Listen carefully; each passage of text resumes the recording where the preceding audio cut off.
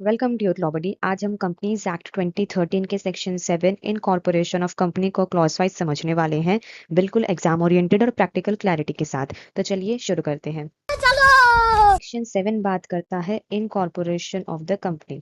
इसका सबसेक्शन 1 कहता है कि कंपनी रजिस्टर करने के लिए रजिस्ट्रार के पास कुछ इंपॉर्टेंट डॉक्यूमेंट्स और इंफॉर्मेशन फाइल करनी पड़ती है।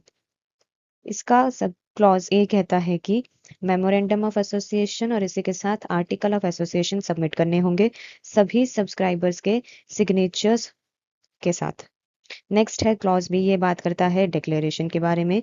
डिक्लेरेशन बाय द एडवोकेट या फिर सीए या फिर सीएस या फिर कॉस्ट अकाउंटेंट, ये कंफर्म करते हैं कि सारे लीगल रिक्वायरमेंट्स प्रॉपरली फॉलो हुए हैं।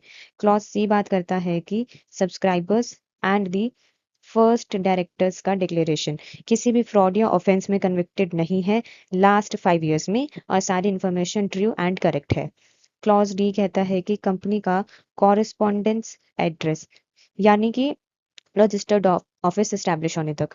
क्लॉज ये बात करता है सब्सक्राइबर्स की डिटेल्स के बारे में कि उनका name, address, nationality, identity proof. अगर सब्सक्राइबर कंपनी है उसके भी डिटेल्स हैं। नेक्स्ट एफ क्लॉज है, ये कहता है कि फर्स्ट डायरेक्टर्स की डिटेल्स में भी आता है, जैसे कि नेम, फिर DIN यानी कि director identification number, address, nationality, ID proof. Next है क्लॉज ये कहता है कि डायरेक्टर्स के अदर फर्म्स या फिर कंपनीज में interest, conflict of interest transparency के लिए। नेक्स्ट है सेक्शन 7 का सबसेक्शन 2, ये कहता है कि रजिस्ट्रार सब डॉक्यूमेंट्स वेरीफाई करके कंपनी को सर्टिफिकेट ऑफ इनकॉर्पोरेशन इश्यू करता है। ये प्रूफ है कि कंपनी लीगली एग्जिस्ट करती है। नेक्स्ट है क्लॉज 3 सबसेक्शन 3, ये कहता है कि रजिस्ट्रार कंपनी को कॉर्पोरेट आइडेंटिटी नंबर अलॉट करता है। ये नंबर जो होता है ये कंपनी की एक यूनिक आइडेंटिटी होती है। नेक्स्ट है सबसेक्शन 4, ये कहता है कि कंपनी को सारे इनकॉर्पोरेशन डॉक्यूमेंट्स रजिस्टर्ड ऑफिस पर प्रिजर्व करने होंगे जब तक कंपनी डिसॉल्व ना हो।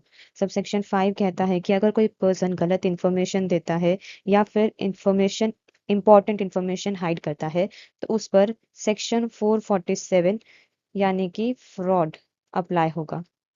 सबसेक्शन 6 कहता है कि अगर बाद में पता चलता है कि कंपनी फ्रॉड से इनकॉर्पोरेट हुई है तो लायबल कौन कौन होंगे। लायबल होंगे प्रमोटर्स, फर्स्ट डायरेक्टर्स, डिक्लेरेशन देने वाले प्रोफेशनल्स, सब पर फ्रॉड लाइबिलिटी लगेगी। नेक्स्ट है सबसेक्शन 7, ये कहता है कि ट्राइब्यूनल के पास वाइड पावर्स है। अगर फ्रॉड से इनकॉर्पोरेशन हुआ हो तो ट्राइब्यूनल आखिर क्या कर सकती है, वो क्या करेगी, वो कंपनी मैनेजमेंट रेगुलेट करे, मेंबर्स की लाइबिलिटी अनलिमिटेड कर दे, कंपनी का नाम रजिस्टर से हटा दे, या फिर कंपनी को वाइंडिंग अप का ऑर्डर दे, या फिर कोई भी सुटेबल ऑर्डर पास कर दे। नेक्स्ट है एक प्रोवाइजो, ये प्रोवाइजो कहता है कि ऑर्डर पास करने से पहले कंपनी को एक हियरिंग का चांस दिया जाएगा। Tribunal existing transaction and liabilities consider करेगा। ठीक है। सो ये था simple explanation of section 7 of companies act 2013। अगर आपको वीडियो यूजफुल लगा हो तो वीडियो को लाइक करें, शेयर करें और चैनल को सब्सक्राइब करें।